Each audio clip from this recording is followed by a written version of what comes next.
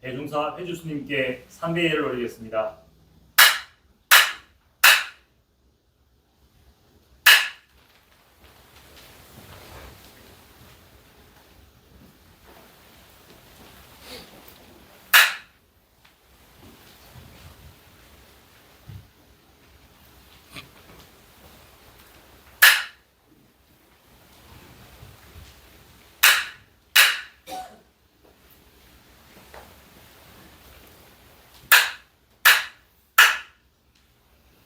모두 자리에 앉으십시오.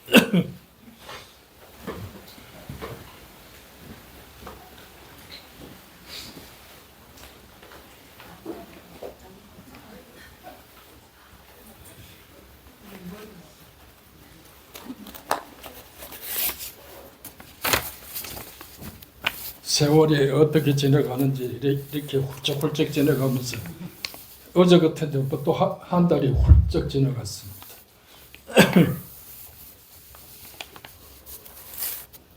오늘 이 자리에 앉아서 바로 밖을 보니까 저 500년이 됐다, 1000년이 됐다는 저 너티나무가 눈에 들어옵니다.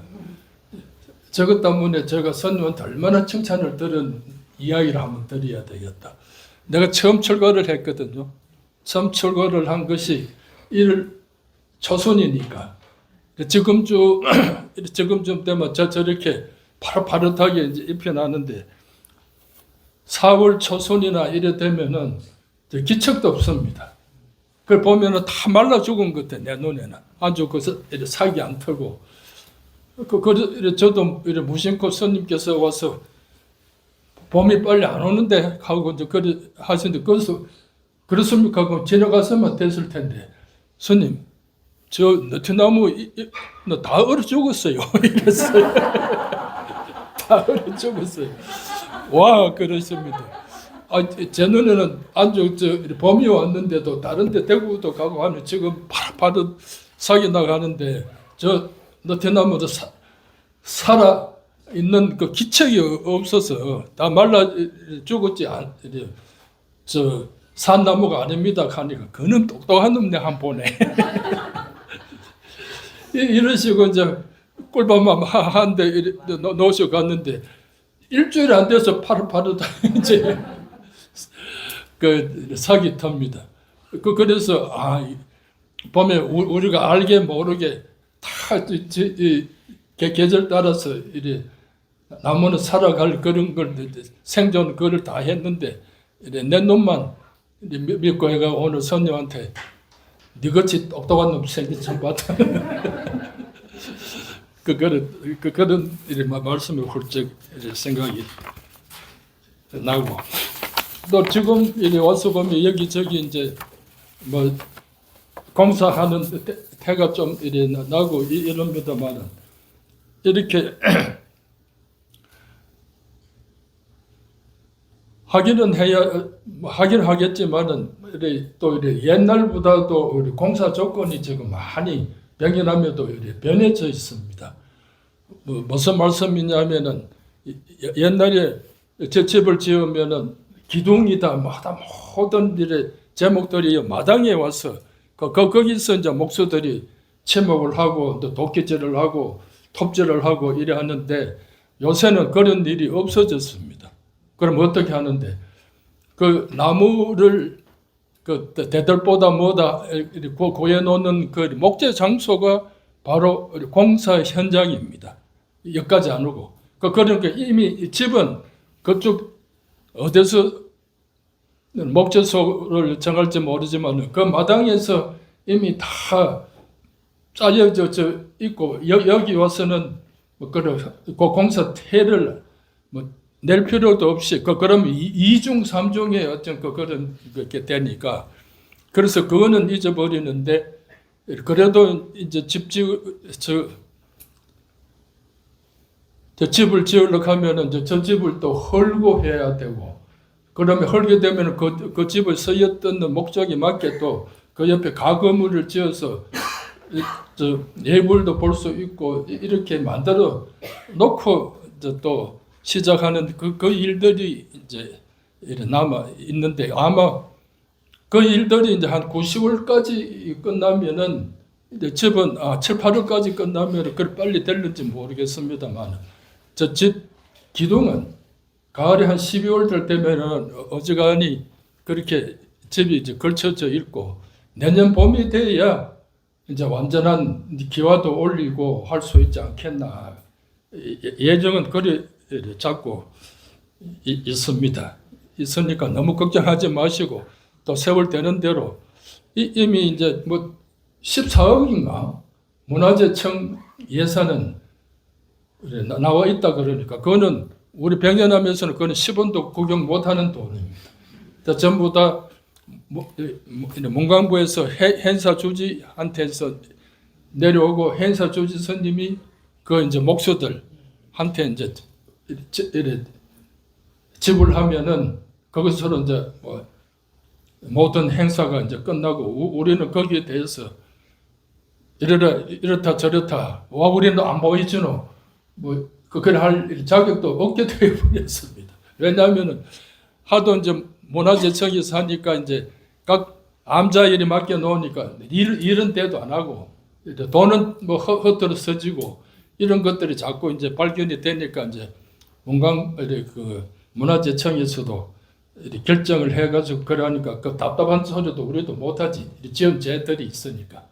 하여튼 우리는 별일 없이 잘 될 건데 저터가 저번에도 말씀을 올렸지만은 우리 백년암에서의 주령터입니다. 주령. 그래서 산이 이리 있으면은 어디에 그 산 중심이 어디로 흘러오느냐 하는데 우리는 자청룡 우백호라 해서 이제 백호등, 청룡등 이제 주령이 이제 저기 있으니까 저것이 지금까지는 제대로 주령에 앉아 있는 법당 그 행사를 못하고 지금까지 뭐 백년하면서 와버리고 다른 곳에 이제 불사를 다 해놓고 보니까 저쪽이 이제 한 100년 넘는 건물이 되어 나오니까 한데 우리 이름 스님이 어디서 조사를 했는지 저게 어떻게 유명하냐면은 사명대사가 오셔서 기와를 이었다는 기록이 있다 그럽니다. 처음 지금 저 건물이 아니고 옛날 처음 저 자리에 제 집을 지었을 때 사명대사 그러면 그 임진왜란 끝나고 다 끝난 때 아니겠습니까? 물론 이제 행사 오셔서 홍자하면서 이제 열반에 드셨지만은 그좀 언제 돼서 백년암까지 올라오셔서 그 불사를 주의하셨나 하는 그런 생각이 있으니까 저 집도 우습게 보지 마시고 사명대사가 다 이렇게 거쳐간 그 공이 있는 집이다 하는 그런 마음을 가져 주셔서 불사가 잘 되는 그런 마음만 가져 주십사 부탁을 드리겠습니다. 그리고 여기서 끝날라고 했는데 한번 이 글씨를 읽어 드릴 테니까 마음에 짚으시고 이거는 어느 계통의 저 종교의 사람이 썼겠다 하는 그 짐작만 한번 해주시면 끝에 가서 토스를 하겠습니다. 요즘처럼 암으로 토병 중인 힘든 순간에도 나는 가능하면 긍정적이고 밝은 마음을 지니려고 애쓰는 편이다. 내가 새롭고 밝아져야 다른 이에게도 새롭고 밝은 빛을 전해줄 수 있기 때문이다. 그날이 그날 같은 일상의 삶도 늘 감사와 경탄의 감각으로 맞이해야 함을 행복한 승리자가 되려면 아프고 힘든 시간을 끝까지 잘 견뎌내야 하는 것임을 시사해주는 새롭게 피어나라 하는 말을 나는 오늘도 되뇌어 본다. 언젠가 친지들과 같이 전남 보성군에 있는 대원사에 갔을 때 그것의 현장 스님, 송광세 스님, 현장 스님이 절 입구에 적어 놓으신 여러 종류의 벚꽃들을 읽다가 베껴온 글이 있다. 수행이란 안으로는 가난을 배우고 밖으로는 모든 사람을 공경하는 것이다. 어려움 가운데 가장 어려운 것은 알고도 모른 척하는 것이다. 용맹 가운데 가장 큰 용맹은 옳고도 지는 것이다. 공부 가운데 가장 큰 공부는 남의 허물을 뒤집어 쓰는 것이다. 그 밑에 있는 이제 성철 스님의 공부 노트에서 이렇게 적어져 있습니다. 나는 내가 아닙니다. 나는 이거를 많은 사람들, 특히 수도자들에게 적어 주었는데 다들 기뻐하며 좋다고 하였다. 나는 글방과 침방에도 자기 이제 공부하는 방과 자는 방에도 누가 벚글씨를 지어준 이 글을 걸어두고 오며 가며 기도처럼 읽어본다. 어떻게 이 말씀대로 살 수 있을까? 막막해지다가도 자꾸만 되풀이해서 묵상하다 보면 나도 노력하면 이렇게 살 수 있을 거야 하는 생각으로 새 힘과 용기가 솟는다. 어쩌다 초심을 잃고 수도 정신이 흐려지는 나 자신을 느낄 때, 편리주의에 길들여져 불편한 것을 참지 못하는 나를 볼 때, 인간관계에서 소저다다운 겸손과 인내가 부족한 나 자신을 발견할 때, 성철스님의 이 말씀을 나를 깨우치는 죽비가 되어 정신이 번쩍 들게 한다. 늘 낮아지고 손해볼 준비가 되어 있는 어리석음의 용기와 결단 없이는 결코 소행자의 길을 걸을 수 없음을 일러주는 이 지혜의 말씀을 나는 더 깊이 새겨들으리라. 모든 사람을 차별 없이 공경하기, 다른 이의 실수를 알고도 모른 척하기, 내가 옳다고 생각하는 일도 상대가 우기면 일단은 져주고 보기, 그리고 마침내 남의 허물까지 뒤집어 쓸 수 있는 사랑의 용기를 지니고 사는 행복한 소녀가 되고 싶다. 이렇게 이제 글 쓴 사람이 정체가 드러났습니다. 그런데 이 글을 읽고 현장 스님한테 전화를 했습니다. 이렇게 보니까 이것이 어디서 났느냐 하면은 불광 잡지, 잡지가 우리 있습니다. 요새는 또 다르게 변해졌는데, 불광 잡지에 한 15년 전, 5, 6년 전에 이제 등재됐던 그 글이라 고 기억이 됩니다. 그래서 그때 이제 현장 스님한테 전화했는데,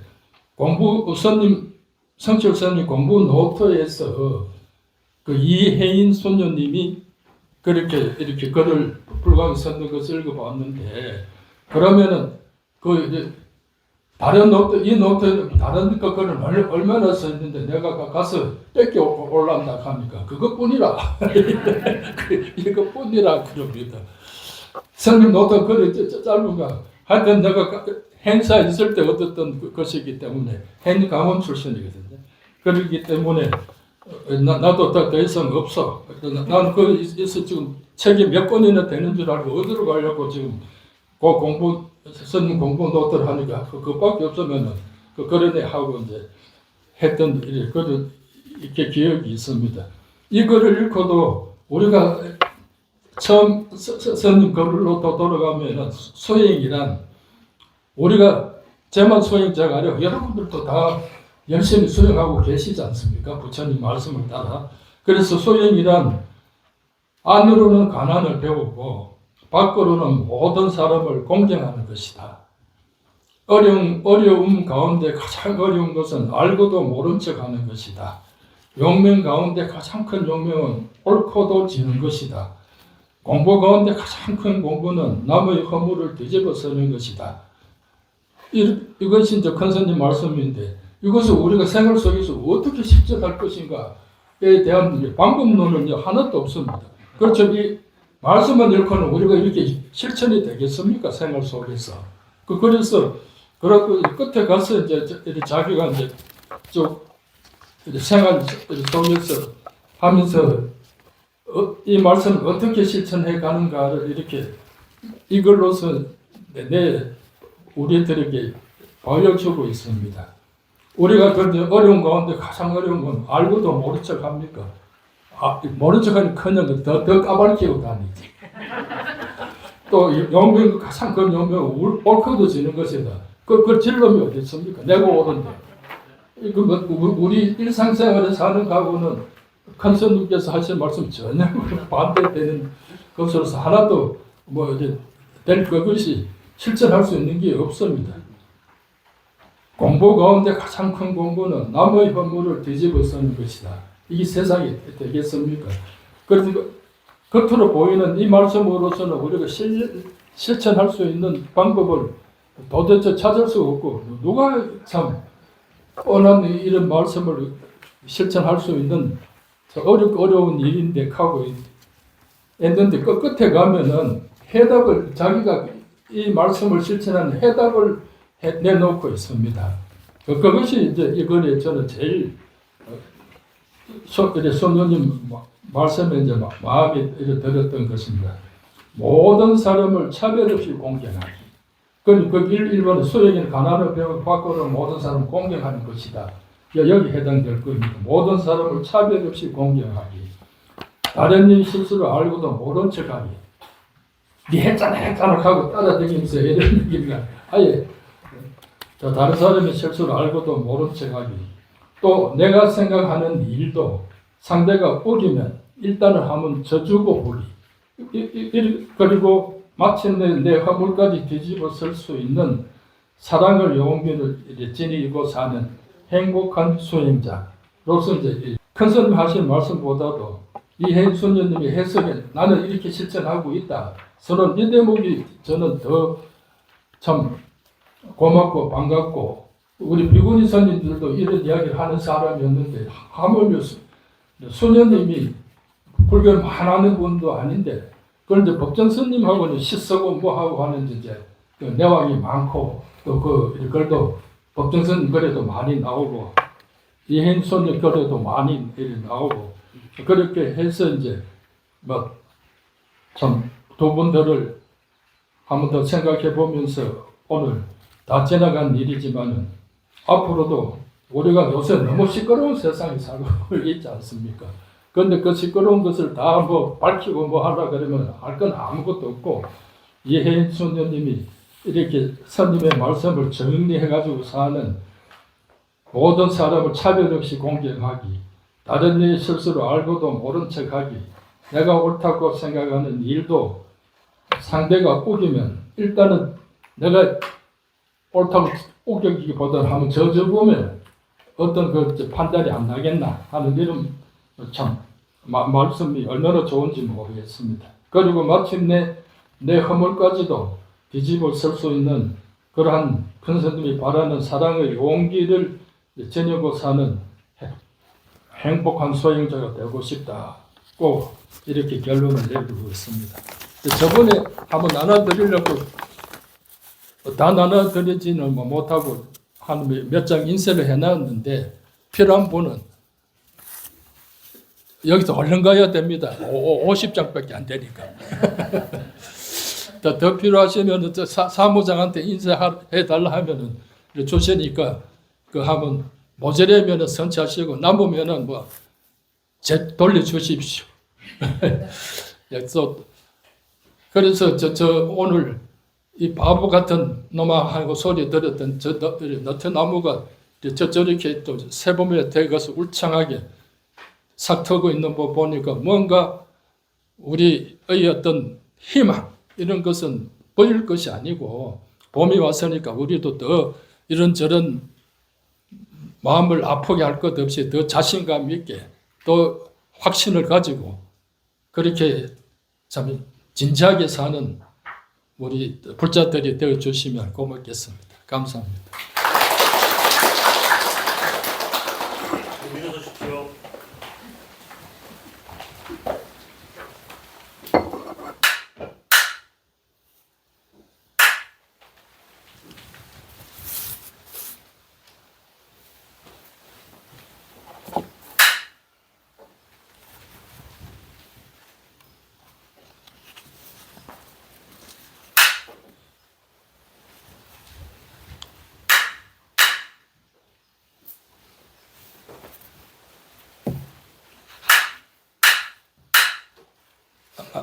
앉읍시다. 촬영도 해야 되고 하는데 내 이야기하는 건 종이에 이제 책을 막 돌리던데 분위기를 흐려놓지. 그런데 이제 우리 이름 스님이 돌아서 언제 설명할래? 내 사진 찍고 나서 할게. 뭐 지금 하지. 불사모연문하고 또 법성계와 사부시는 한지 저거가 2년 걸려 넘어서 이제 녹음만 돼 있는 음성을 큰 스님의 말씀을 이제 풀어서 이번에 책을 냈습니다. 그래서 불사모연과 사부시 법성계 이렇게 설명을 하면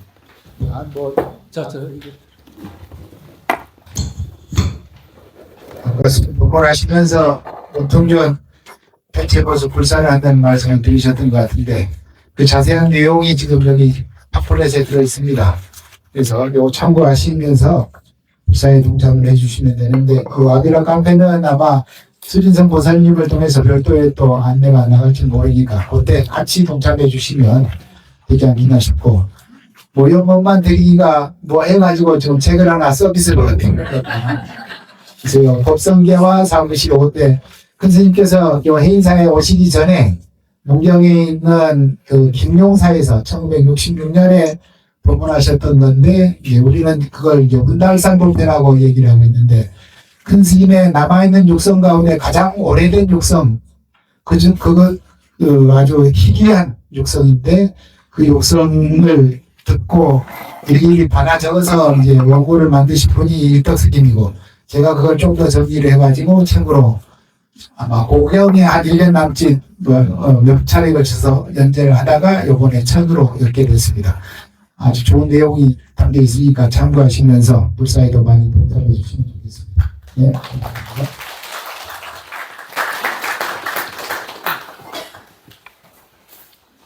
하나, 둘.